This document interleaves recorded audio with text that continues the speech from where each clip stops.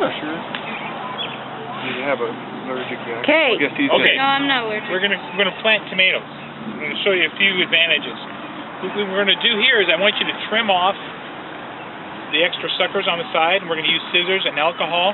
The reason we use alcohol is because alcohol does not kill the cells. If you peroxide or use peroxide even on yourself, your skin will not grow back together because you've killed the cells on the surface. So you always want to use alcohol. Okay? So after we trim it, we're going to plant it like this because these little hairs on here is going to become the root system. So when we plant it on the side like this, it's all going to enhance and be our roots. Okay? Ideally, we're going to water these once a day or so in the morning only, not at night, because tomatoes are like roses. They don't like their leaves getting wet. And if you splash water on the tomato, it allows it to crack more often than not. Okay. How long would you water them? You want to water them so that they're wet, but you don't want to drown them. They don't like their feet getting wet, or they don't like standing in cold water. They enjoy moisture in the morning, but not at night. Okay. Okay. At 80 degrees, your tomatoes will stop ripening, and they might turn yellow. Okay. So on extremely hot days, you want to protect the tomato plant if you can. At 95 degrees, the plant will die. And then in our cool temperatures like now? At 50 degrees, an enzyme is sent out in the plant, tells the plant to get ready to die. At 40 degrees, the tomato plant shuts down and will not ripen or grow. That's it. It's over. It's toast. The temperature this morning was 42 degrees.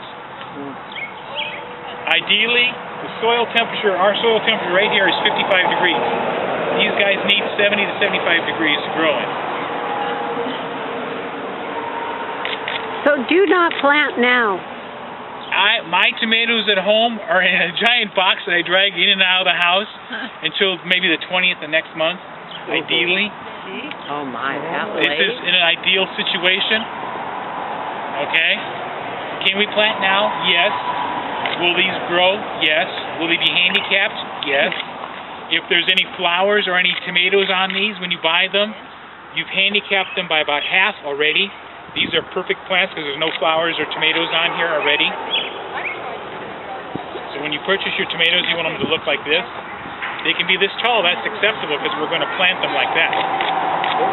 We really don't want flowers or tomatoes. We don't want to pick the tomatoes and, oh, look, I got tomatoes already.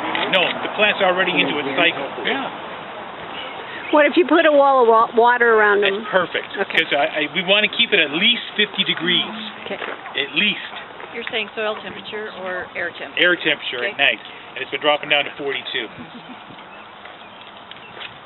How do you said protect them when it gets up to be 80 to 90 degrees. How do you do that? Indirect sun, shade, anything. Ideally, you want these, when you plant them, you think about the late afternoon, the long, hot summers, the long, hot days. You kind of think so it gets indirect light. The tree, like here. You're going to look around, the sunset is over here. So indirect light's going to be filtering in. It's going to be perfect. Anybody else? I got a question. Good. Okay. I heard, somebody told me this, that if you put them in the cages, oh, good question. you can wrap around like a plastic. Saran wrap, perfect. Yeah. I do it. Do you? Oh, the other thing is, glad you brought that up. By putting this in a cage, a metal cage, you're going to increase your yield, okay? Because it's going to attract a little static electricity. And if you happen to have any pantyhose around the house, anybody you can beg, borrow, or get them from, you want to cut them into strips, okay? Because you want these strips, you want to tie it up with pantyhose, because the pantyhose are like little sails, and they're catching the static electricity, and it's going into the plant, so enhancing it. Okay. And then if you want to put some mulch down, you want to put red mulch down. Because when you think of sunlight, you've seen a prism, right? You've seen the rainbow. Okay, with the rainbow, there's different colors, and each color has a different oscillation, a different sound wave, okay? The tomatoes like the red sound wave. So you want to put red, you've seen the red mulch you can put around your tomatoes. So by putting the red mulch around your tomatoes, you can increase your yield by 1/3. You know, I tried that last year. I planted 2 of the same types of tomato plants side by side. Okay. The Stupus, and with one I put the red plastic down and planted it in there, Yeah. and the other one I didn't, and I got tomatoes faster and longer using the red plastic. Yes, it's a sound wave. Think of the oscilloscope, okay? So you need to attract the red sound wave. find out. It works. It did. I was surprised. Can you Little tricks, they really work. can you buy the red plastic? Yes. And it already comes with in a sheet, and it has the hole already. Oh, built into really? it. And it's biodegradable. It goes right into the soil. Oh, where about that?